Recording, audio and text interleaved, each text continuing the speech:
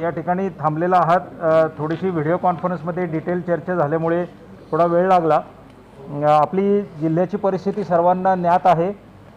7 फेब्रुवारीला आपल्याकडे 1175 पेशंट्स होते आणि एक महिन्याच्या काळामध्ये ती संख्या आज 3946 झालेली आहे। म्हणजे जवळपास आपली संख्या ही चौपट झालेली आहे। हे सर्वांना ज्ञात आहे आणि ही परिस्थिती लवकरात लवकर आटोक्यात आणणं गरजेचं झालेलं आहे। विशेष करून आपण जर बघितलं तर 3 मार्चपासून जर आपण विचार केला तर 3 मार्चला 416 पेशंट्स, 4 मार्चला 558, 5 मार्चला 380, 6 मार्चला 645 आणि 7 मार्चला म्हणजे काल 563 आणि आज पुन्हा 645। म्हणजे दररोज आपला पॉझिटिव्ह पेशंटचा आकडा जवळपास 650च्या रेंजमध्ये वाढत चाललेला आहे। आपण कितीही प्रयत्न केला आणि रिकव्हरी लवकरात लवकर करण्याचा प्रयत्न केला तरी रिकवर होणाऱ्यांचं प्रमाण आणि हे वाढणाऱ्यांचं प्रमाण यात थोडी व्यस्तता निर्माण झालेला, व्यस्तपणा आलेला आहे।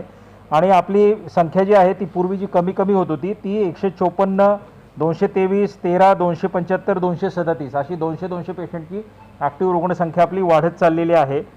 सुदैवाची गोष्ट एवढीच आहे की मृत्यूदर आपला ॲज इट इज आहे, त्यामध्ये फारशी वाढ झालेली नाही। 2, 3, 4 प्रमाणामध्ये मृत्यू होत आहेत, ही परिस्थिती आहे। तर यावरती तातडीने पावलं उचलणं गरजेचं आहे, कारण मागच्या वर्षाच्या परिस्थितीशी जर आपण याची तुलना केली तर मार्च महिन्यामध्ये 28 मार्चला पहिला पेशंट आपल्याकडे आलेला होता आणि पहिला पेशंट आल्यानंतर ज्या गतीने आपली वाढ झाली ती सप्टेंबरपर्यंत जवळपास 1 लाखपर्यंत आपला आकडा पोचलेला होता। तर आता जर आपण बघितलं 1 पासून 1 लाख व्हायला जर का 6-7 महिन्यामध्ये होऊ शकतो, तर आज जर आपली परिस्थिती 4000 वरती आहे मार्च महिन्यामध्ये, तर आपण कुठे पोचू याचा खूप गंभीरतेने विचार आपल्याला करावा लागेल। त्यामुळे यामध्ये आत्ताच माननीय मुख्यमंत्री महोदयांच्या अध्यक्षतेखाली सर्व जिल्हाधिकाऱ्यांची बैठक झाली।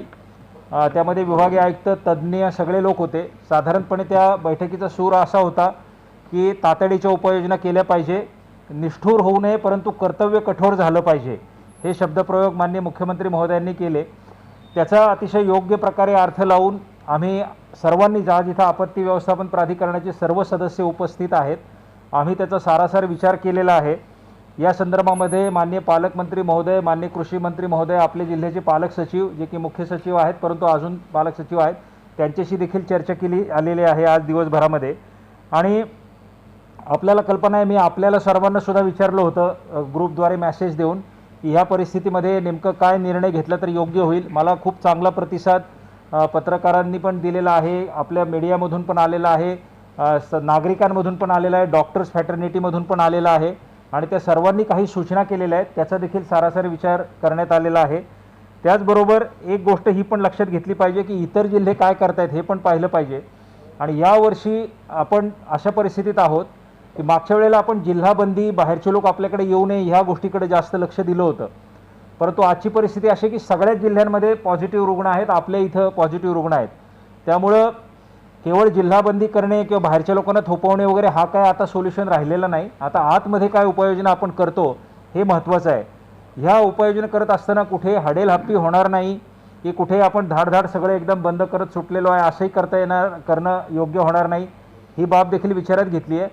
साधारणपणे जे काही सेंट्रल गव्हर्नमेंटच्या टीमचे ऑब्झर्वेशन्स आहेत, जे तज्ज्ञांचे ऑब्झर्वेशन्स आहेत, ते असे सांगतात की जिथं जिथं गर्दी होते त्या ठिकाणी आपण कंट्रोल निर्माण केला पाहिजे। म्हणजे विनाकारण सगळं बंद करून टाकणे हे अपेक्षित नाही, परंतु गर्दीच्या स्थळांवरती मात्र आपल्याला फार बारकाईने लक्ष ठेवावं लागेल।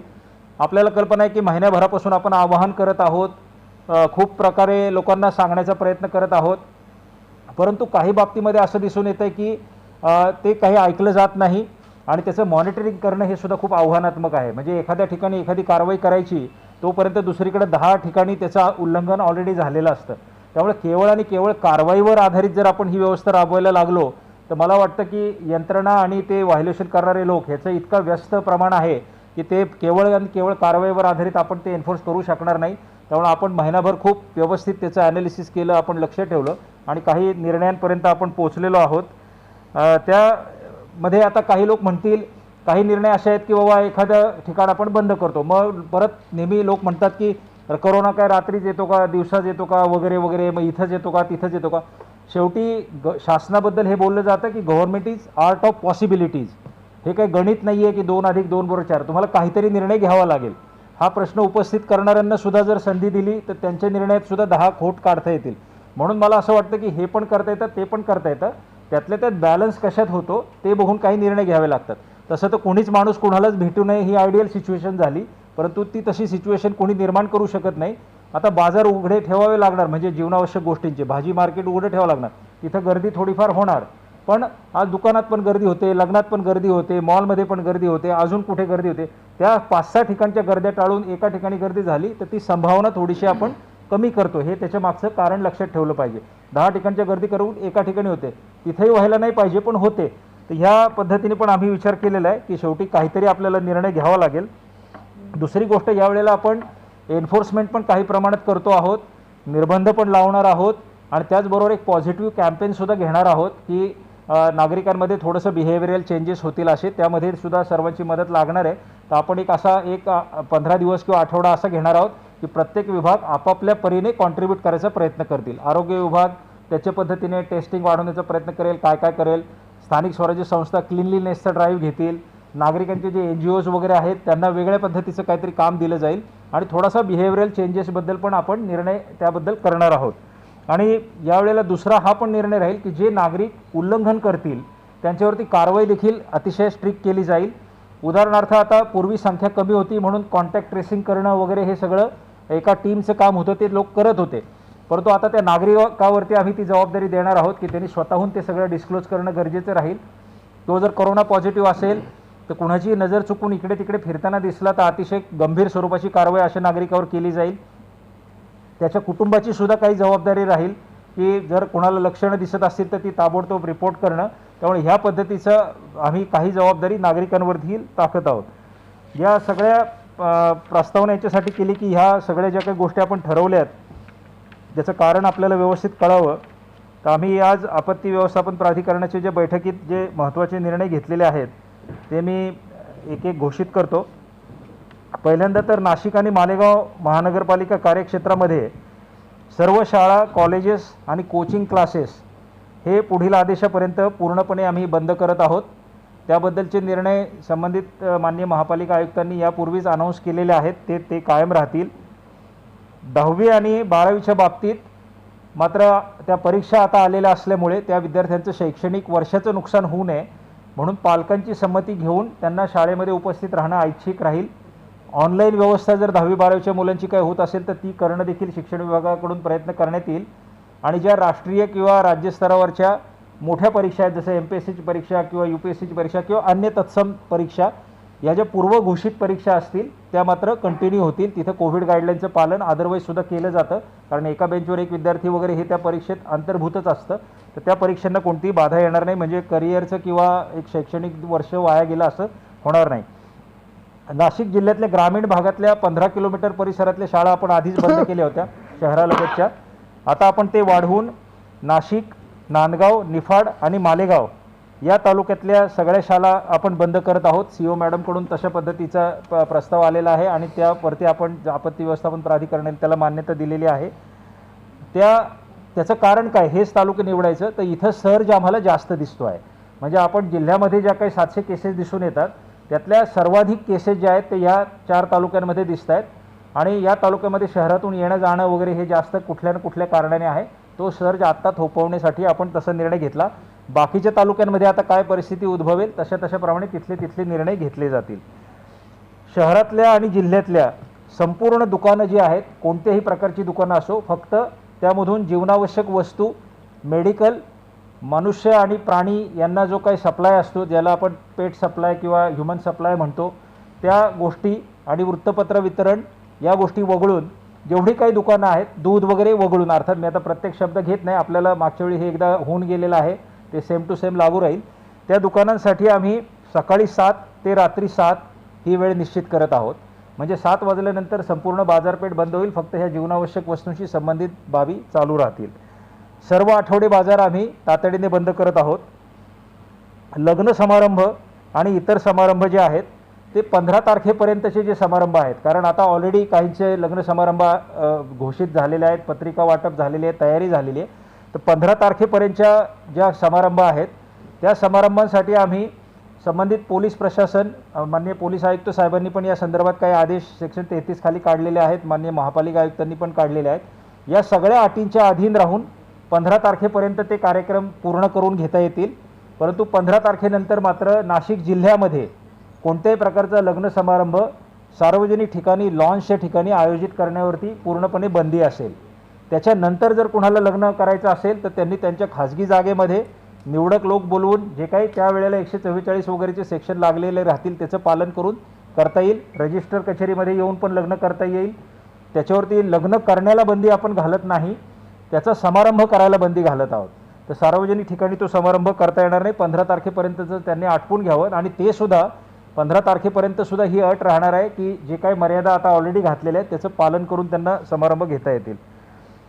जे काही खाद्यगृह, परमिट रूम आणि बार किंवा इतर सर्व ईटिंग प्लेसेस ज्याला म्हणतो, ज्याला ईटिंग हाऊसचं लायसन्स आहे किंवा FL3 वगैरे हे बारचे जे लायसन्सेस आहेत हे सगळे जे आहेत ते सकाळी 7 ते 9 या कालावधीमध्ये 50% क्षमतेने सुरू राहतील। एकाड एक टेबल त्यांना रिकामं ठेवावं लागेल, कारण एका ठिकाणी एका कुटुंबातले लोक असतील तर ते थोडंसं आपण लिबर्टी देतो। आता पुन्हा हाच प्रश्न आहे की हे का ते का, पण काहीतरी बॅलन्स त्याचा करावा लागतो।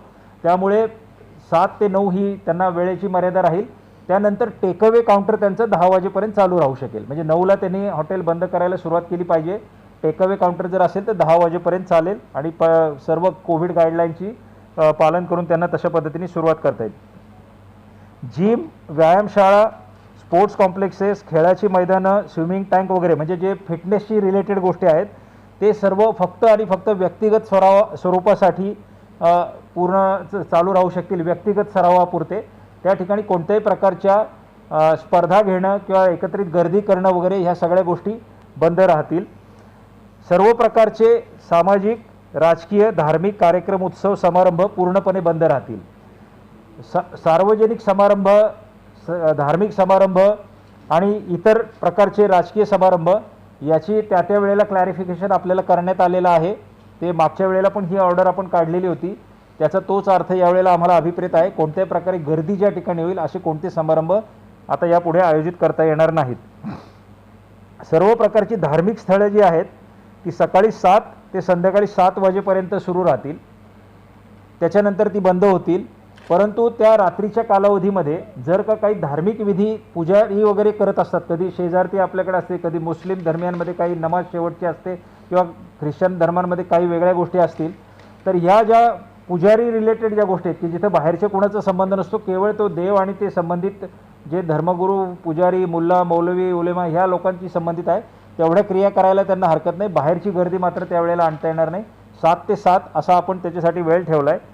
परंतु शनिवार आणि रविवार सर्व धार्मिक स्थळं बंद राहतील, कारण लोक पर्यटनाच्या सारख्या दृष्टीने, गर्दी करण्याच्या दृष्टीने, सुट्टी एन्जॉय करण्याच्या दृष्टीने अशा ठिकाणी गर्दी करतात असं ऑब्झर्वेशन प्राधिकरणाला दिसून आलेलं आहे। आणि हे ऑब्झर्वेशन अनेक दुसऱ्या तज्ज्ञांनी देखील नोंदवलेलं आहे, त्यामुळे हा निर्णय घेण्यात आलेला आहे। भाजी मंडई 50% क्षमतेने सुरू राहतील, म्हणजे एकाड एक ओटा रिकामा एक भरलेला अशा पद्धतीचं नियोजन महापालिका आयुक्त साहेबांनी सांगितलेलं की तशा पद्धतीचे आदेश ते करतील आणि इन्शुअर करतील। भाजी मंडईमध्ये देखील गर्दी होऊ नये हा त्याच्या मागचा उद्देश आहे। आणि कोरोना जनजागृती सप्ताह आपण सुरू करतो आहोत, ज्यामध्ये पॉझिटिव्ह साईडसुद्धा लक्षात आणून दिली जाईल लोकांना की कुठल्या गोष्टीचा काय फायदा आहे, काय नाही, ते काय नुकसान आहे ते, आणि लोकांमध्ये थोडंसं बिहेवियरल चेंजेस करण्याचा प्रयत्न करण्यात येईल। तर आतापर्यंत हे आम्ही आदेश आज जारी करत आहोत। आम्ही हे आदेश करत असताना हा प्रयत्न केलेला आहे की अर्थचक्र आणि आपलं आरोग्यचक्र याचा योग्य एक प्रकारे संबंध जोडला जावा। कुठेही त्यामध्ये कुठल्याही प्रकारे असं कुठलं पाऊल उचललेलं नाही। ॲक्टिव्हिटी शक्यतो चालू राहतील, परंतु त्या नियंत्रित स्वरूपात चालू राहतील अशा पद्धतीने आम्ही बॅलन्स करण्याचा प्रयत्न केलेला आहे। त्यामुळे मला असं वाटतं की मागच्या वेळचा अनुभव विचारात घेता आपण केवळ गर्दीची जी ठिकाणं आम्ही शोधली की गर्दी कुठे कुठे होते, तर शाळा, लग्न समारंभ, धार्मिक स्थळं, बाजार, मंडई अशा प्रमुख ठिकाणी गर्दी होते। बाकी आम्ही येण्या जाण्यावर कोणतेही निर्बंध घालत नाही आहोत, इतर कोणतेही निर्बंध घालत नाही आहोत। ते निर्बंध त्या वेळच्या सूचनांप्रमाणे संबंधित सक्षम अधिकारी घालतील। परंतु मला पुन्हा एकदा आपल्या माध्यमातून सर्व नागरिकांना नाशिकचे हे सांगायचं आहे की मागच्या वेळेला आपण खूप चांगला प्रतिसाद दिला होता, स्वयंस्फूर्तीने आपण अनेक गोष्टी केल्या आणि त्याचं फळ देखील आपल्याला मिळालं आहे। आजसुद्धा इतर जिल्ह्यांच्या तुलनेमध्ये आपल्याकडे परिस्थिती अजूनही बऱ्यापैकी बरी आहे। आपला डेथ रेट सर्वात कमी आहे. या सगळ्या इतक्या भयानक महामारीमध्ये आपल्याकडे जरी 2100 लोकांना प्राण गमवावे लागले तरी काही प्रमाणामध्ये आपण तो संख्या मर्यादित ठेवू शकलो, त्याचा स्प्रेड मर्यादित ठेवू शकलो. आणि तशीच वेळ आता पुन्हा आलेली आहे. म्हणून याला लॉकडाऊन हा शब्द पण आम्ही वापरत नाही आहोत. हा लॉकडाऊन नाही हे पण मला स्पष्ट करायचं आहे, कारण लॉकडाऊन ॲज सच असं आपण काहीच करत नाही आहोत. आपण फक्त नियंत्रण आणत आहोत की ती व्यवस्था चालू पण राहावी आणि गर्दी पण होऊ नये. हा बॅलन्स करण्याचा हा सर्व प्रयत्न केला आहे. मला वाटतं की तो मेसेज नागरिकांपर्यंत योग्य प्रकारे पोहोचेल. आणि पहिल्यांदाच आपण सर्वमत घेऊन जवळजवळ सगळ्या नागरिकांशी पण बोलून व्हॉट्सॲप ग्रुपच्या माध्यमातून आजमावून मतं हा निर्णय घेतला आहे आणि प्राधिकरणाने एकत्रितरित्या निर्णय घेतला आहे. मला असं वाटतं की ह्यामधून आपल्याला निश्चितपणे संख्या नियंत्रित करण्याकरता ही एक उपाययोजना आहे, ती नक्की यशस्वी ठरेल. सार्वजनिक वाहतूक जी आहे, रिक्षा असेल, श्री पारस फॅशन वर्ल्ड, रिश्ता वही खुशियां नहीं, एक वेळा अवश्य भेट द्या. याच प्रकारच्या बातम्या पुढेही आपल्या मोबाईलवर मिळवण्यासाठी आमचा प्रबंधगुरू चॅनल सबस्क्राईब करा आणि या बातमीला जास्तीत जास्त शेअर करा.